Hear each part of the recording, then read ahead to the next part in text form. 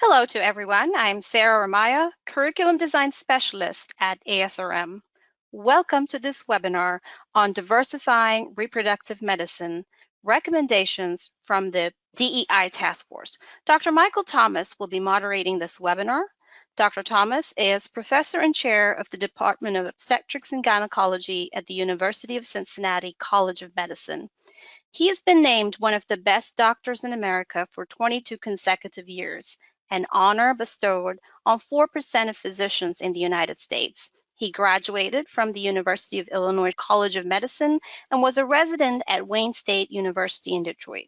Dr. Thomas completed a fellowship in REI at the University of Cincinnati College of Medicine and is board certified in both obstetrics and gynecology and reproductive endocrinology and fertility.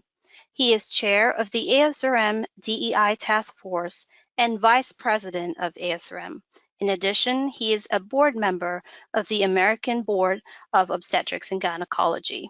Before we begin, please note this webinar was developed by the American Society for Reproductive Medicine as an educational resource and service to its members and other reproductive professionals.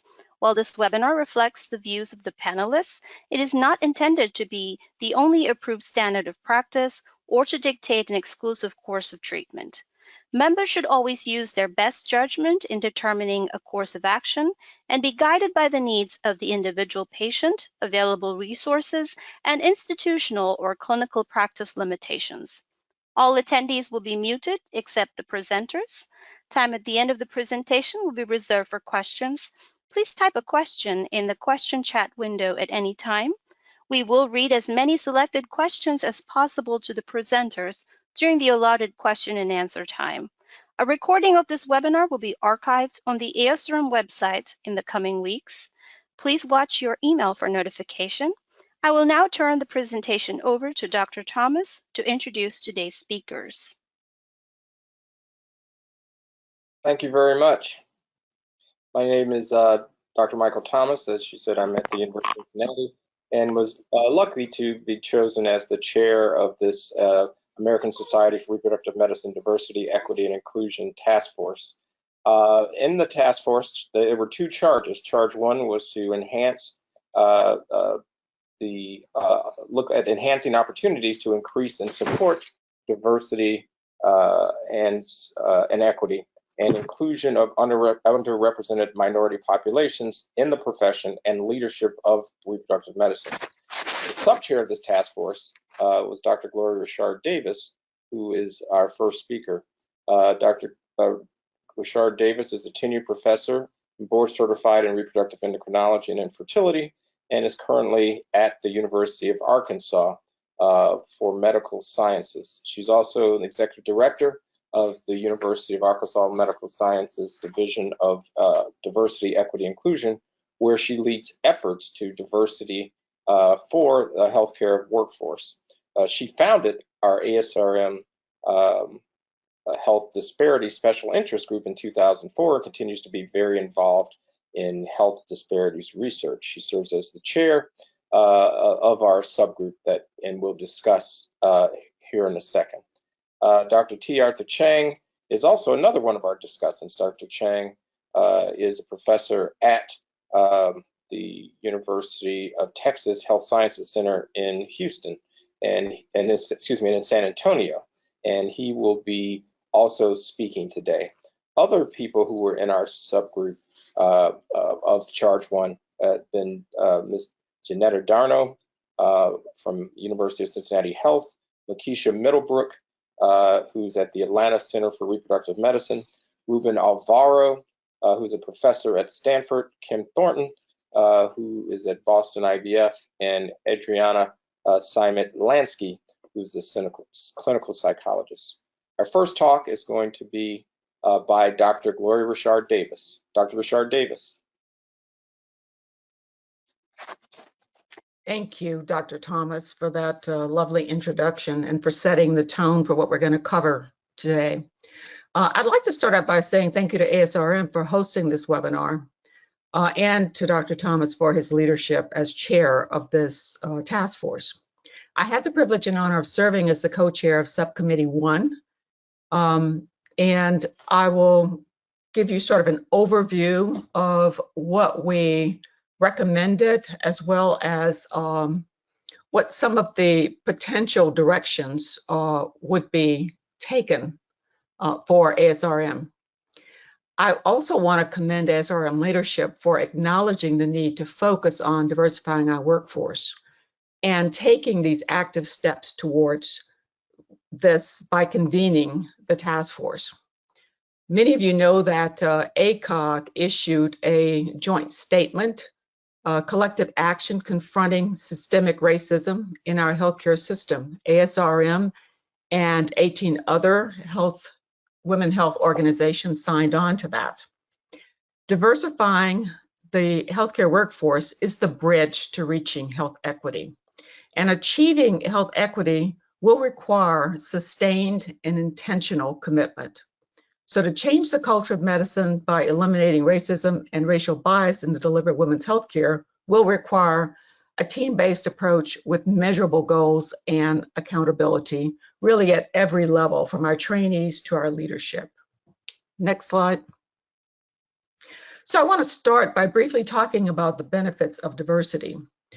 Very often when the conversation turns to diversity, there are rumblings that would suggest that excellence and diversity are not congruent.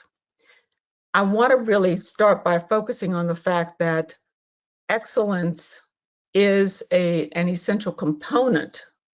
Diversity is an essential component of excellence. And so when you look at diverse groups, there are several benefits that's been outlined both in corporate America and academic health. This particular, these bullets really come from a meta-analysis from a publication in academic medicine. So it talks about diverse groups are more productive, creative, innovative than homogeneous groups, because you have a diversity of perspectives that invigorate and expand disciplines through varying approaches to teaching, research, and mentorship. Diverse groups engage in higher level of critical analysis, and diversity really begets diversity through role models and mentors for the whole group. So it's important, and we'll talk about that in detail, about how critical mentorship is in developing diversity of our workforce. Next slide.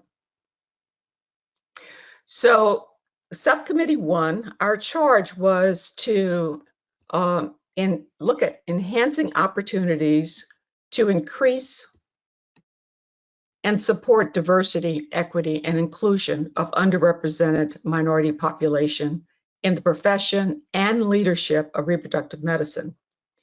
The subcommittee 2 was charged with reducing and eventually eliminating health disparity in access and outcomes in reproductive care. So under charge 1, we started out by saying we needed to perform an environmental scan to really look at what our baseline data is, and then to expand and focus recruitment and retention on diversity, to increase outreach, education, and opportunities for diverse populations, including our pipeline programs, and then to expand and enhance training to support diverse and informed workforce. So I will start the conversation on some of our recommendations and steps taken for charge 1, and Dr. Chang will conclude the remainder of the recommendations that we added. Next. So in our approach to performing an environmental scan, we wanted to, again, obtain a baseline data on the demographics from our fellows up to our ASRM leadership.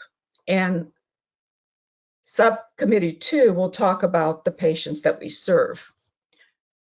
This will establish what our current state of diversity is across our disciplines that are part of ASRM, and it will help to inform the areas that we need to focus on to increase diversity. We all know that the US demographics are shifting to include more Brown and Black patients, And so we firmly believe that our workforce trends should align with that.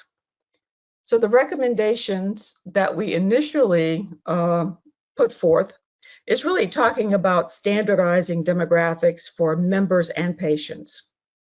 So standardization with regards to race, ethnicity, gender, and gender identity. Obviously, we have a lot of conversation around the standard nomenclatures around all of those specific demographics. And it is a work in progress and constantly expanding.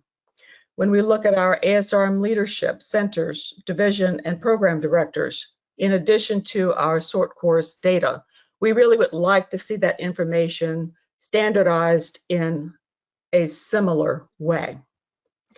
We want to update the current ASRM membership demographic profile, and I'll share some of that data with you because there's very little data that's collected with regards to race and ethnicity currently for ASRM members. And sort data I'm not going to cover, but that will be covered later. Next. So this is just sort of a snapshot view of ASRM membership and what our environmental scan looks like to begin with. So we have about 75% members that are domestic and about 25% international. When we look at the total number of members, we're at just above 8,000. When with respect to gender, if we include lifetime members, we are at about 32% female, 36% male, and we had almost a third of members who did not report. If we exclude life members, then the percentage of female notches up a little bit to about 34%. The age category, we have a lot of diversity in the age of our members, with under 25 obviously being very few. But when we look at 24 to 34, about 5-6%, 35 to 44, about 13%. Same is true for 45 to 54. And then we start to see an increase in 55 to 64 and above, which is at 16, and then 65 and over at 17%. And again, we had about a third of our members who did not answer the age category question. We're very diverse when it comes to professions. MD, DOs, MBBS, and then we have PhDs and DAC, along with allied health members. So I looked at some of the data in the professions, and I don't have a slide that specifically shows this data to you, but the professions, if we look at MDs or MD, DO, MBBS, that accounts for about 40% of our membership. And we have a pretty broad array of specialties that are reflected, but of course, OBGYN is the dominant at about 40%. And then we have urology, surgery, family medicine, internal medicine. In the laboratory professionals, we're at about 21%. Nursing is about 12%, and mental health is about 12%. We also have genetic counselors, legal, dietitians, and our business people. So as I was looking at this data, I was recently made aware of the fact that there is a question on the membership intake that does ask about race and ethnicity, though there are very few people at this point who actually answer that question. We had only about 130 answers. Next slide. So let's take a look at our membership. And when we look at the composite of ASRM's leadership, we really are a fairly diverse group. We know that if you look at gender, especially in OBGYN, females have become the dominant gender. But when it comes to leadership, we are lagging in that.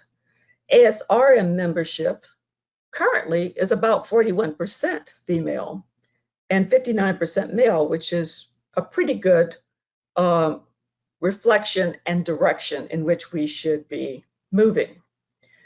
With race, gender, and ethnicity, we have African American, Hispanic, and Asians reflected. Obviously, the dominant group is Caucasian within our leadership. So we can and should do a little bit better job of enhancing and increasing diversity in our leadership. Next. So priority 2 of our subcommittee was to really look at aligning diversity initiatives with the organization's mission, vision, and value. And so taking this directly from our website, ASRM's mission and vision. So the vision says we will continue to be the national and international leader for multidisciplinary information, education, advocacy, and standards in reproductive medicine and science, with the goal of ensuring accessible, ethical, and quality reproductive care for every person. And so that is the underpinning which we are approaching this, looking at both our workforce and the care of delivery. Next. So there are 5 keys to diversifying the workforce. Again, this comes from a publication in Academic Medicine. And it starts out by saying, we really do need to set diversity as a priority, which is what we're talking about now. To then proceed with seeking out candidates that are diverse. So to do a holistic review, not just to crunch numbers, but to really look at our applicant pool or our pipeline pool that our talent pool that we're growing from a holistic review. We want to implement inclusive recruitment practices. And implicit bias training, or I should say awareness, is an important aspect of that. One of the things that we have done at UAMS is to mandate implicit bias awareness training across our entire enterprise. And even ABOG for the examiners, they have incorporated implicit bias training. So when we look at how critical that is to really diversifying the workforce, that's an aspect that I think ASRM should also spend some time looking at. We want to remove the restrictive threshold requirements. So again, we don't want to just have specific numbers. We want to look at the talent that we're trying to recruit and the patients that we're trying to serve, to include that we're reflecting all. We want to invest in faculty and trainee development. You know, we talk about underrepresented minority having a minority tax or a Black tax, which really talks about a burden that's borne by the individuals who are part of our healthcare workforce that belongs to those minority groups. We're expected to do and represent a lot of groups that it doesn't mean that we're the only one who can speak for those groups. So it's important that we include our allies, and that when we talk about trying to address issues within our culture, that we talk about doing bystander training, because most of us have witnessed or experienced racism. And if you are witnessing racism, it's critical in order to diminish, eliminate racism, then we have to speak to it. Silence is complicit. So we need to talk to and train our bystanders to intervene.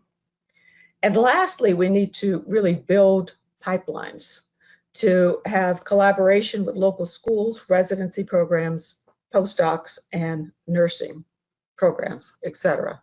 Next. So looking at our pipeline, I'm going to speak to this from an REI perspective, but of course, this can be applied to any of the professions that's within ASRM. And Dr. Chang will speak to some of that in the next segment. So the task force is really encouraging all reproductive medicine stakeholders to establish pipelines, whether it's physician, nursing, business, etc. What we want to look at how we can be successful in increasing diversity. Well, that really starts with backing up the pipeline. For our diversity programs at UAMS, we actually start in kindergarten to increase interest in STEM programs.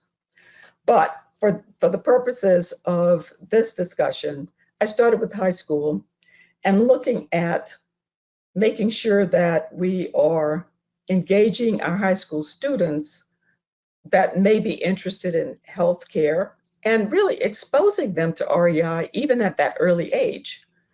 For college, same thing holds true. We have about 16 million college students across the country, and about 57% are female. If we look at the racial makeup, there's about 14% Black and about 13% Hispanic and 6.8% Asians. When we get to medical school, we start to see some flipping of the demographics as it relates to race. So we have about 22,000 medical students across the country, 8% Black, 7% Hispanic, and about 14+% Asians. For REI fellows, I'm sorry, skip. I'll come back to this with the OB-GYN because I have another slide that looks at the detail of that. But for REI fellows, we have very few fellowship programs, about 50.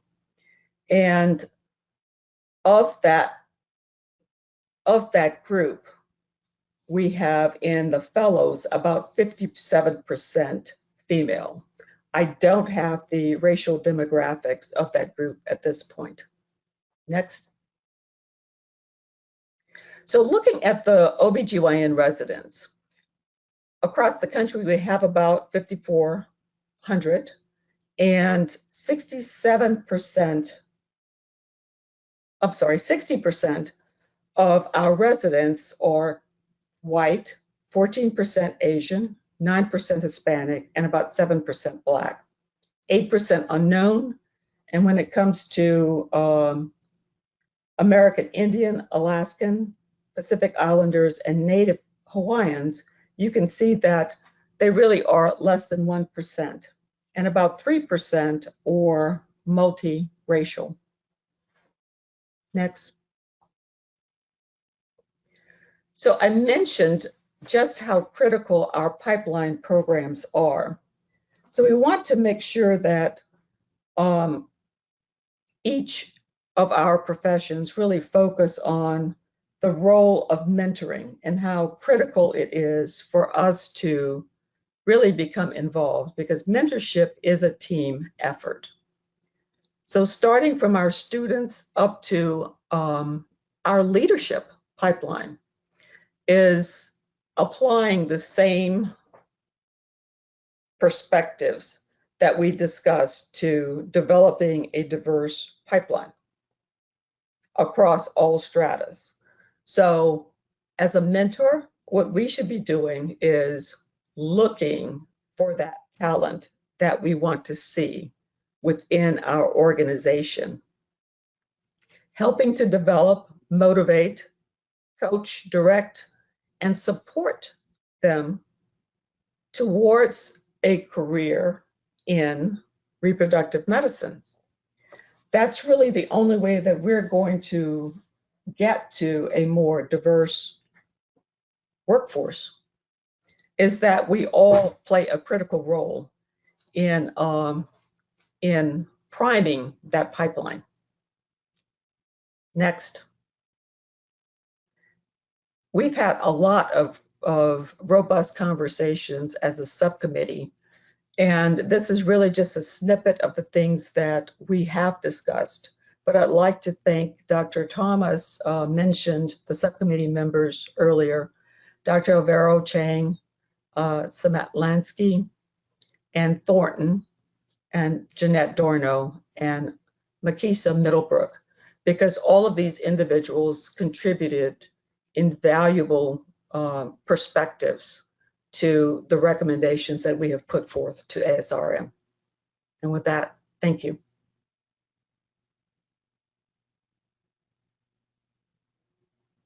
The next person that will be Dr. Arthur Chang. Dr. Chang is, as we said, a professor at the University of Texas Health Science Center in San Antonio. Dr. Chang. Thank you, Dr. Thomas. This is really my honor to present here at the first ASRM DEI Task Force webinar. I believe this is a milestone for ASRM. While ASRM has focused on the diversity for a long period of time, this is the first time, the first year, last year was the first year we really put that into the written policy on those like DEI topics and try to tackle all the issues, major or minor. So it's really my honor to serve on the committee. So today I'm going to talk about from the lab and research perspective on the diversity, equity, and inclusion, mostly on the current status of the diversity, or we can say the lack of diversity. So this is the quote from the ASRM and DEI Task Force Statement of Interest and Concern. ASRM is passionately committed to promoting diversity within both our membership and leadership, as well as to promoting access to quality reproductive care for all patients without regard to marital status, gender identification, religious beliefs, or race, ethnicity. We are committed to addressing the factors that impact health disparities in our subspecialty and to addressing the ability of individuals to access proper and equal medical care, which is a pervasive barrier to educational, economic, and social success. ASRM recognizes that there are economic and non-economic barriers, including cultural and societal factors that act as impediments to accessing infertility and reproductive care. Next. The ASRM DEI Task Force, consisting of experts trained in diversity, reproductive endocrinology, nursing, mental health, and ART laboratory, to evaluate and make recommendations on the following two key charges. The first one, as I serve as on the subcommittee, is enhancing opportunities to increase and support diversity and equity, and the inclusion of underrepresented minority populations in the profession and leadership of reproductive medicine. And the second charge is reducing and eventually eliminating health disparities in access and outcomes to reproductive care. So this is really the beginning of the task force. We need more data, we need more research, and we need more participation from all the members. So we really welcome the suggestions and also insights from members from all the professions. Next. So task force charge 1, the recommendations include perform an environmental scan and expand and focus recruitment and retention of a diverse workforce, increase outreach, education, and opportunities for diverse populations, including pipeline programs, expand and enhance training to support the diverse informed workforce. So I would like to focus on the pipeline programs later on in the next few slides. Next. And the recommendations for the second charge include promote inclusive terminology and definitions, reduce and address infertility-related stigma in diverse populations, advocate for and support inclusive education in reproductive health, continue to support universal inclusive coverage for infertility care, evaluate opportunities to enhance and provide low-cost and inclusive services, continue and expand advocacy efforts for inclusive policies, require transparency to promote accountability, as well as ensure ASRN publications prioritize diversity, equity, and inclusion. Next. So I want to talk about the unconscious biases. So unconscious biases is the social stereotypes about certain groups of people that individuals form outside their own conscious awareness. So this is far more prevalent than conscious prejudice and often incompatible with one's conscious values. So certain scenarios can activate unconscious attitudes and beliefs. For example, like a bias may be more prevalent when multitasking or working under time pressure. So which those two conditions are very common in our professions, whether it's clinician, like nurses or the lab people. We are always multitasking and we always work under time pressure. So sometimes we just forget that we have those unconscious biases. And unconscious biases include socioeconomic, racial, and ethnic backgrounds, and often happens during the patient care, clinical practice, and also those three conditions I want to focus on is a workplace environment, staff training and retention, and promotion and leadership development, which the subcommittees will address and also will start working on. As I mentioned, this is the beginning of the task force, and we have many things to do. Next. I want to spend time talking about the clinical ART laboratory and research. So the majority of the lab and research personnel have scientific backgrounds and training.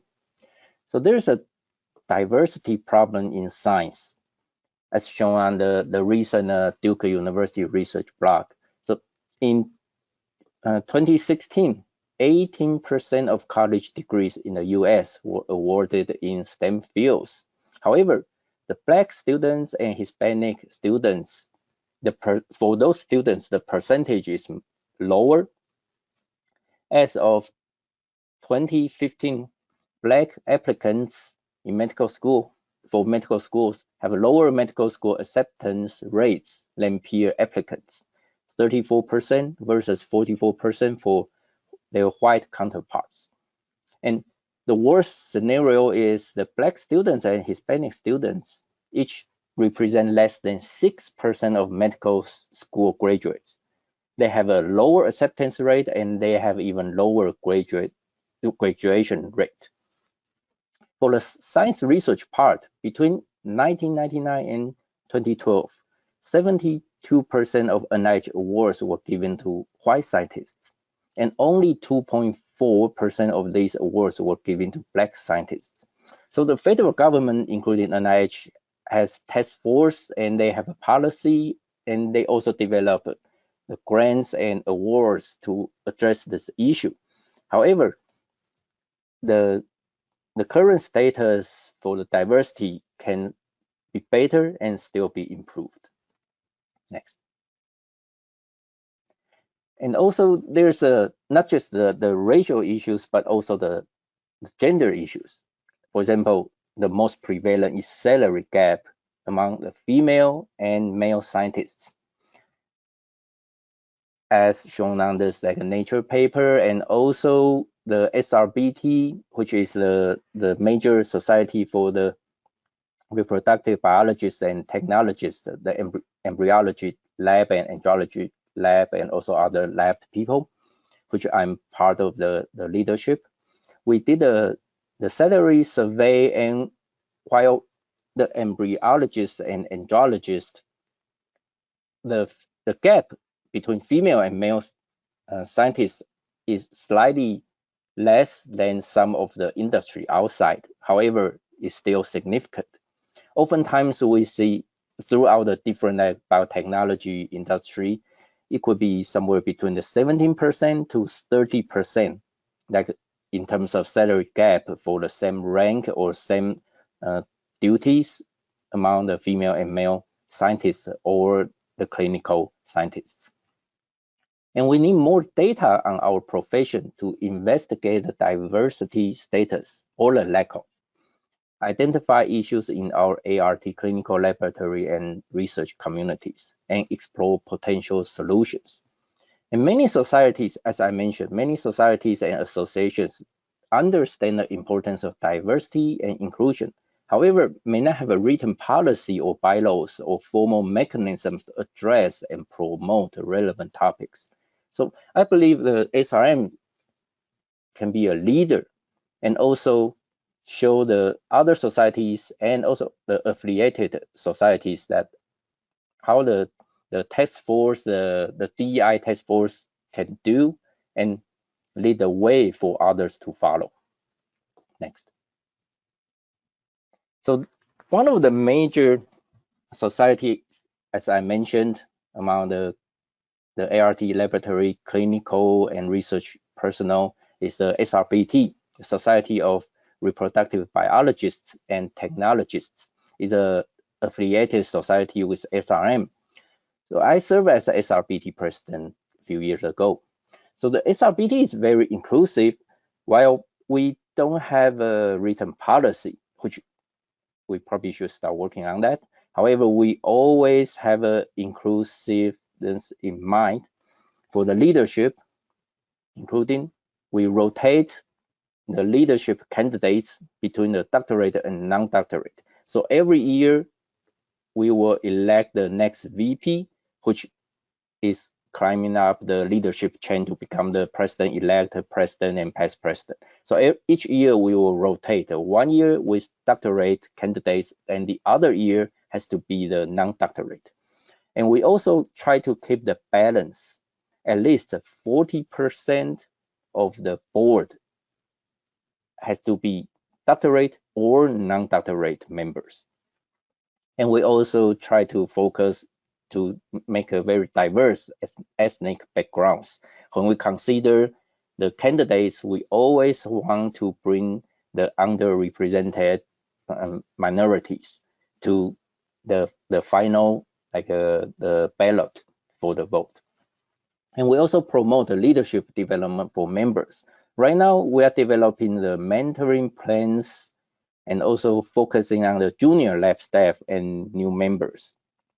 This is not just for the racial and gender, this is also for the socioeconomic status and educational backgrounds. Oftentimes, the clinical embryologists, they enter the field by word of mouth. And when you have this kind of like a pathway to enter this field, you are limited by your resource in the college. So we want to do more outreach, and also we will provide more resource for the students, and also not just the doctorate students, but also college students to be aware of our profession, and as well as the junior members, how they can participate and join the leadership. So we want to shape and advance diversity and inclusion. So as I discussed, the pipeline, students, interns, junior lab personnel, and also cultivate them into the senior managerial roles, and also the pathways toward the directorship, including the lab director and also directorship among like different societies. Next. Another society, the association I participate is the American Association of Bioanalysts and College of Reproductive Biology, and also the American Board of Bioanalysis. So I serve as a current CRB president for this year. So for the CRB leadership is very inclusive as much as we want to do, while we also don't have a formal written policy on diversity. We want to bring up like all kind of like a background into the leadership. and participate on all the subcommittee. And also we have the annual conference and educational conferences. And starting this year, we invited the ASRM affiliated the specialist, which also serve on the task force, to give talks about diversity and also the issues on the diversity. Next. Another society, this is more about the basic research, is SSR, Society for the Study of Reproduction. It's very inclusive, about domestic and international, very well balanced. I would say this is the most well structured in terms of the diversity. So I served on the SSR diversity committee a few years ago. So SSR has a long history of focusing on diversity, which we can borrow the model to apply to our other societies. SSR has a diversity panel to hear diverse voices in science discussing their perspective, career trajectory, and opinions, as well as promote leadership and provide research awards and fellowship for the underrepresented minorities. So one part of the whole picture I'm not talking about is the industry. It's very interesting. While the ASRM is more focusing on the educational and academic perspective, we also involve and we network with the industry. Oftentimes we see that the key opinion leaders or speakers from the industry, or when you see the web pages, it's a little bit, I would say a little bit like a stereotyped. There are certain types of the images that industry thinks it can sell the product better. So is that very diverse or lack of diversity? I think that's another issue for the industry to consider. So from the ASRM perspective, personally, I think ASRM can work on that to encourage the industry, the vendors who participated with the ASRM events, to address a more focus on the diversity. So we talk about the pipeline, we talk about different societies, we talk about the industry. I would say with all those things, the small steps would make big impact. So I read a book called Atomic Habits, and it talks about how you can change your life and redefine the industry or rebuild a company by doing the 1% of those small steps, and gradually it will compound. It's more like the savings or investment. We can start with the small steps, and eventually we can see the big impact. I think the ASRM, the DEI Task Force, is actually doing that. We're leading and leading the pathway to build up those small steps, and eventually I believe in the near future we can see a huge impact on the diversity. Thank you so much. That's my presentation for this time. All right, thank you very much. Our next two individuals are a resident and a fellow. We wanted to get a younger person's perspective as well. Dr. Vu is going to start.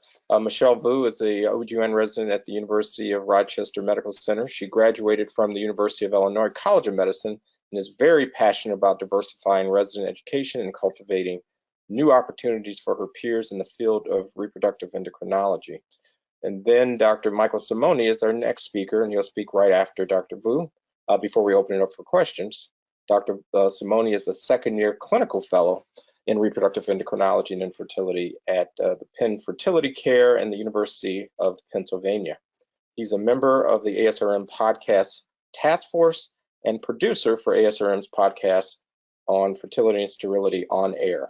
Dr. Simone has led multiple community service initiatives in underserved communities throughout his academic and medical career, including reproductive health fairs and STEM programs in grade school.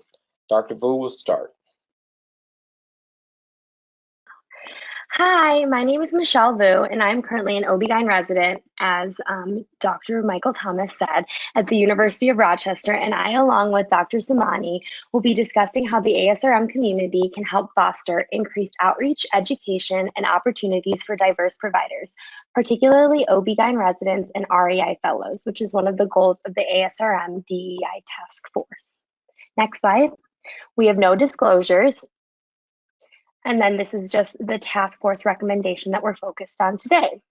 Next. So interestingly, a study published in JAMA in November 2020 studied the trends in race and ethnicity among applicants and matriculants to U.S. surgical specialties between 2010 and 2018. And they found that obstetrics and gynecology had the highest mean percentage of underrepresented applicants and matriculants among all surgical specialties. And while Dr. Richard Davis showed the fragmented demographic breakdown of OB/GYN residents, and the conclusion of the article stated that the proportion of racial and ethnic minority groups in medicine has continued to remain below that in the general US population, we should take advantage of the diversity we are currently recruiting in our fields. Next. While there are a growing number of URM OB/GYN residents, it is no secret that there are far less residents of color subspecializing and pursuing OB/GYN fellowships. I love this quote from the Lancet. It reads, "To reach their positions, URM faculty in highly specialized areas of medicine are often ultra achievers who have managed to overcome both the competition involved in entering a subspecialty field and the structural racism inherent in a medical education system that perpetuates societal devaluation of people of color." I believe this quote is important because it highlights the challenges URMs experience when attempting to pursue a subspecialty field. I'm only going to talk about this briefly, because Dr. Simone is going to dive into a deeper discussion regarding how to tackle this issue. However, I did want to highlight the importance of targeted recruitment of URM to REI fellowships through increased opportunities and mentorship, as Dr. Richard Davis and Dr. Chang had also alluded to. Next. So moving on to resident education, this is the biggest topic I wanted to discuss in my presentation, and I wanted to talk about the promotion of increased comprehensive and inclusive resident education in reproductive health. I believe it's important for OB/GYN residents to have an early introduction to REI and resident didactics. From my own personal experience, as well as my peers from other institutions, the amount of REI education varies greatly and depends on a variety of factors, including curriculum design and availability of REI faculty to participate in resident education. I wanted to note that ASRM has 12 pre-recorded reproductive medicine grand rounds for resident educational purposes, and I thought this was a great idea that it can be used as a foundation to integrate REI topics into didactics. Next. So why is REI education so important? Well, not only should we as residents know how to perform a basic infertility workup, of course, but residents often see the most diverse underrepresented patients in their clinics. Patients of color, as well as Medicaid and Medicare patients, are funneled into resident clinics, and residents will often be the first or even the only provider patients will see to discuss their reproductive issues. One of ASRM's DEI Task Force goals is to reduce and eventually eliminate health disparities in access and outcomes to reproductive care. I believe this includes making sure residents are equipped to provide basic reproductive care services and also know when it is appropriate to refer to REI. However, from my own experience, all too often, I feel like we're really quick to refer to REI, especially when our attending physicians are not comfortable with treating issues like infertility, but then patients are often lost to follow-up. Next. I believe we can also challenge residents to not only learn the basic evaluation and management of common reproductive and endocrine disorders, but to take it a step further and better understand the barriers to REI care that our patients face. At the University of Rochester, we have a health equity curriculum with sessions approximately 3 times a year. And so I'm working with the attending right now who teaches them to incorporate a session about the disparities in infertility access.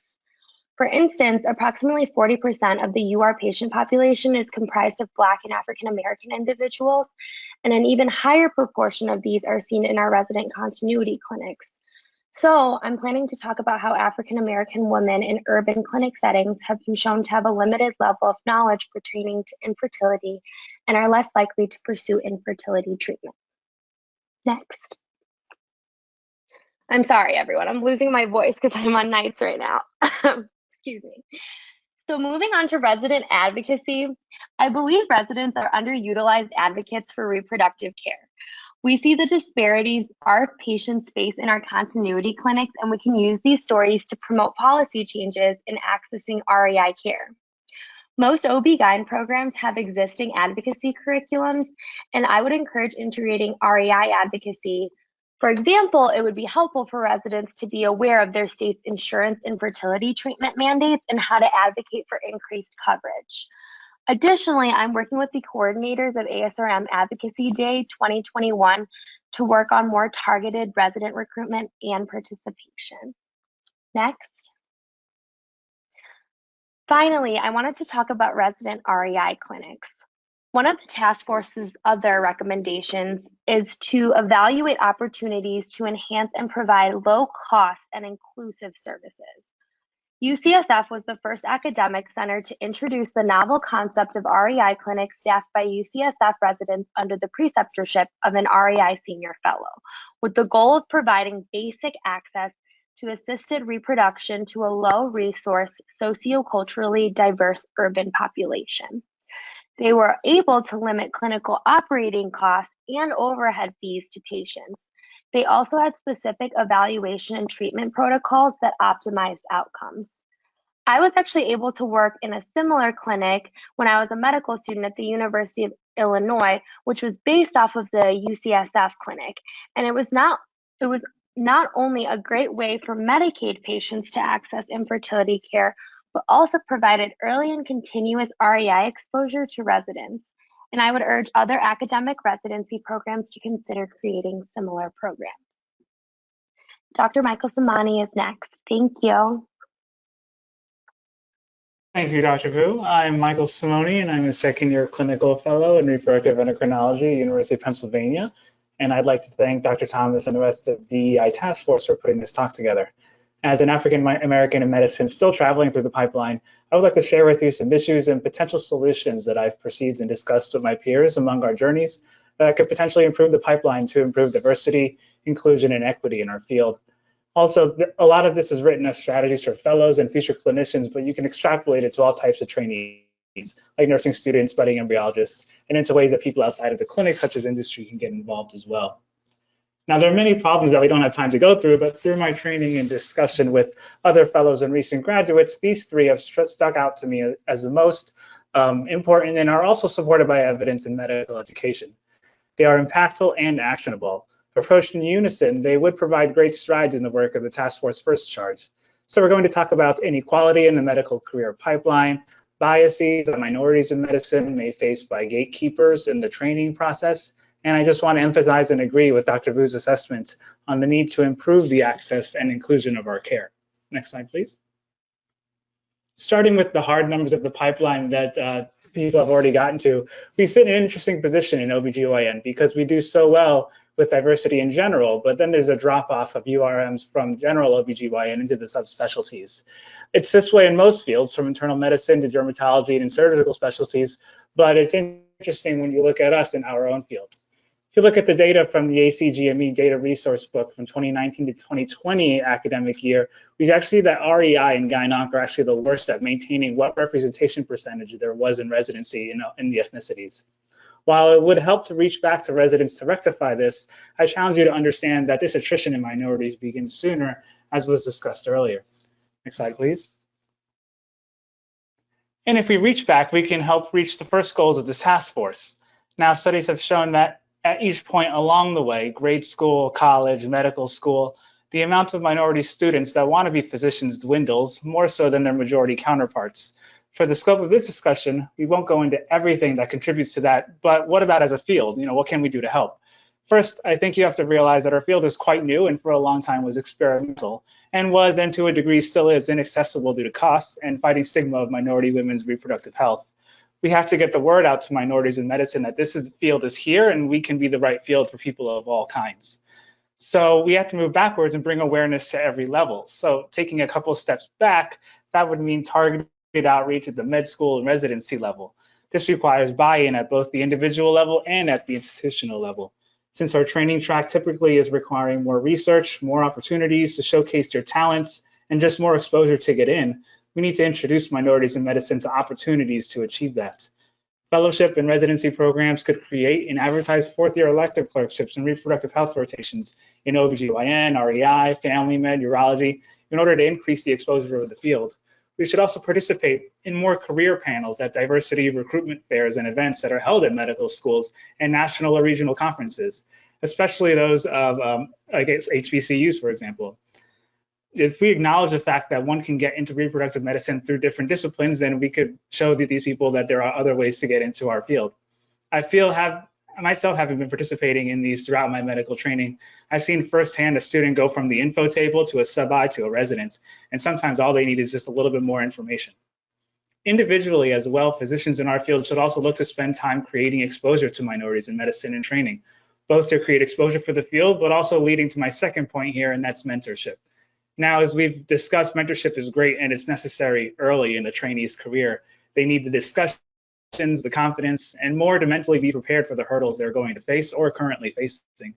But one less recognized form of support that reaches a certain point in training is that where sponsors are needed, and that's something that we need to recognize. Sponsorship is very important, and it differs from mentorship in a couple ways. Mentorship often centers on personal and professional development, particularly related to skill building, goal setting. And an effective mentor is a guide who provides feedback and expertise. A mentor's impact usually doesn't depend on the rank within their own institution. On the other hand, a sponsorship focuses on creating abilities that enhance the visibility, credibility, and professional networks of talented individuals. They usually do have a significant organizational influence and an ability to and willingness to advocate for others regarding competitive assignments, leadership opportunities, and high-level committee membership. Sponsors can come from anywhere in the field, clinics, institutions, industry, and if you feel like you have the ability to be one, then you should reach back behind you and create those opportunities for others. Once the minorities in medicine have gotten in the door, there are barriers that are still present that prevent us from achieving similar ranks and accolades as a majority. And you may have equality, but do you have equity? And if not, then sponsorships are, whether formally or informally, are a means to achieve that. Next slide. Now, among ourselves already in the system, research has proven that implicit bias is present all around us, as we've discussed, and you have to realize the advances of minorities in medicine are tied in with that. We can still make strides in improving our training culture and thus making current and potential minorities in medicine feel more welcomed and supported, as the task force goal states. I think most importantly, our field of REI nationally, institutionally, and locally needs to show its improvement and needs to show its commitment to improving our DEI status by setting achievable goals. Anything from community involvement or administrative involvement to increasing numbers in practice, we need to express that we care and it's something that we're working on. Now, nationally, that's exactly what ASRM did by assembling this task force with Dr. Thomas. And now, thanks to them and your desire to learn more, we're hoping you can go back too and help bring a change to your practice. Other things you can do are get involved, be more active in diversity, equity, and inclusion efforts around you and in the community, even in governments. We all know how bad it is right now for reproductive justice. And of those who suffer, who do you think it's worse for? So show that you care and that you mean it. If your work environment has support systems in place, you should showcase them and help them out however you can too. Here at the University of Pennsylvania, for example, we have the Alliance of Minority Physicians for house staff, medical school chapters have SNMA, and so on. And so see what you have and learn more about them and what you can do for and with them. Maybe you can offer some sort of sponsorship to individuals in those communities in the form of grand rounds or guest lectures, research opportunities, any of those. And of course, as has already been mentioned, if you haven't installed some sort of implicit bias training among your network, it's something you need to do.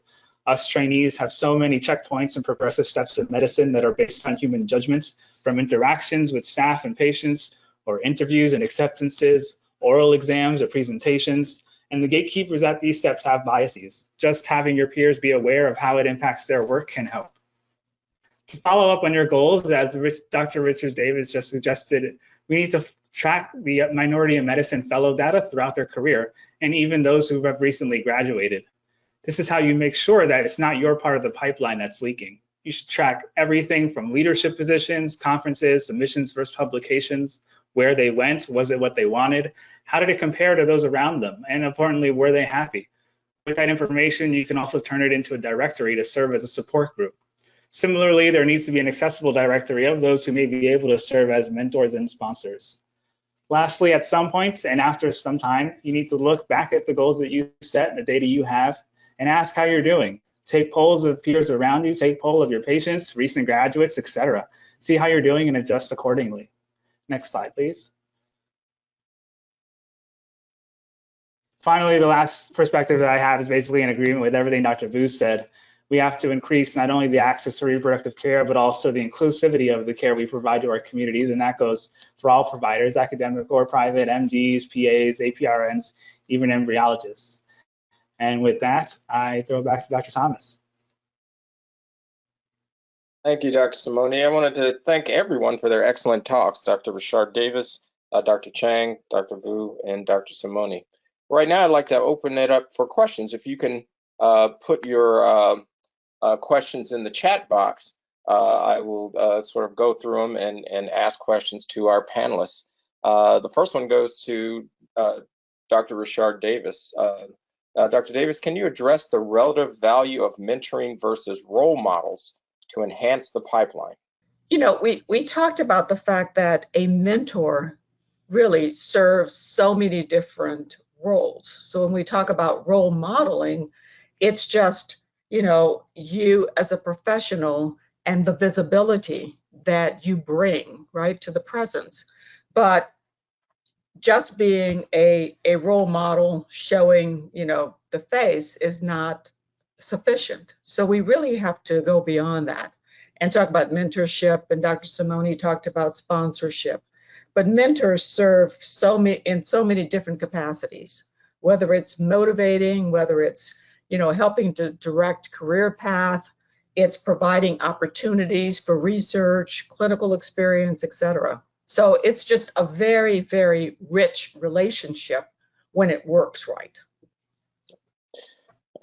The next question, I guess I'll ask Dr. Chang.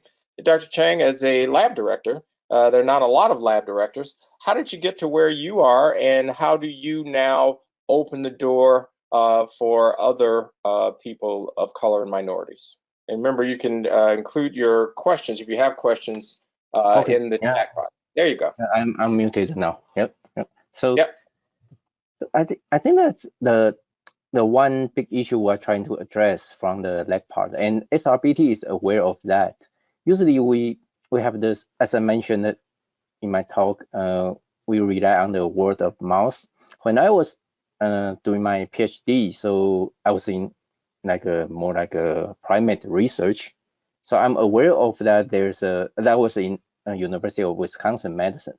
So they have a very strong REI program there, and I was aware of that. However, there's really no insights from that unless you know some people who works over there.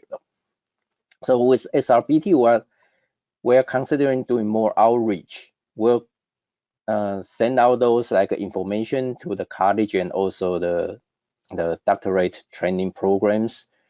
So make them aware of the job, the career path. Like right now, I'm also doing that for my university, the UT Health Science Center here. I talk about the clinical lab director path, not just the embryology part, but also other cytogenetics and also more like a general clinical lab. So I think that's very critical to make people aware of that, especially here in San Antonio, we have very prevalent Hispanic student a population, especially in the college level though. However, I can feel that they also have a big population locally. They don't have a lot of awareness of the national trend in those job options. And also for the doctorate students, we only know what our mentors or our the professors in our program they have been doing, and most of them they've been doing basic research. They've been successful in basic research. However, we need to bring more people into the pipeline, into our field of clinical laboratory. Thank you, Dr. Chang. This question goes to Dr. Simone. I'm going to kind of, they're not necessarily going in order. Dr. Simone, can you elaborate a little bit more on sponsors and how can sponsors be best utilized, and how can a sponsor program begin if there is not one? Dr. Simone. Sure. So I think first off that the most important thing about a sponsor, it has to be somebody with the power to at least create these opportunities, right? And an industry or in an institution or in anything, I think that could just come in the form of creating positions of like giving talks or creating some sort of repetitive talk and seminar, whether it be also giving out grants for research, whether it be giving opportunities for someone to present, whether it be funding somebody to attend a conference. Usually they just have that power within an institution or a company to just garner enough resources to actually open that opportunity up for a trainee. I think that they are utilized by some people and then they aren't by others. And I think, everybody needs mentors, as Dr. Davis said already. And I think that's definitely even more important, but definitely something that could be more utilized. And I think that we just have especially a lot of chances to make something like that, especially nationally or with other organizations. Definitely something at least to increase awareness and show that we care about this diversity and equity in our field. My next question is for Dr. Vu. Dr. Vu, what attracted you as a resident to REI, and how do you see yourself? What's your strategy of getting through the pipeline? Yes. Oh, that's a great question. So actually, I'm just an intern. I just started. So I feel like there's a lot of ways that I want to be able to navigate through the pipeline, and I want to also help change the pipeline, which is why I want to start early, and that's why I'm here on the panel today. I would say I particularly garnered interest in REI because I had an REI program within my medical school with a fellowship, with the faculty, to be able to work with them and be able to have those experiences to get exposed to REI and see what it was like, what it's about. And I think that's really important. It's just that initial, being able to garner that initial interest. And so I went into medical school with the goal of pursuing, residency with the goal of pursuing REI. But then in terms of the pipeline and getting through that, I would say what I think my goals is to hopefully be able to get mentors, just like what Dr. Richard Davis and Dr. Simone said, and hopefully more sponsorship programs will open up and I will be able to get more access to those types of resources and those types of experiences. A couple more questions. This goes to Dr. Richard Davis. How can we increase diversity, equity, and inclusion without placing an undue burden solely on our underrepresented minority trainees and physicians? I think part of that answer is, I spoke about allies.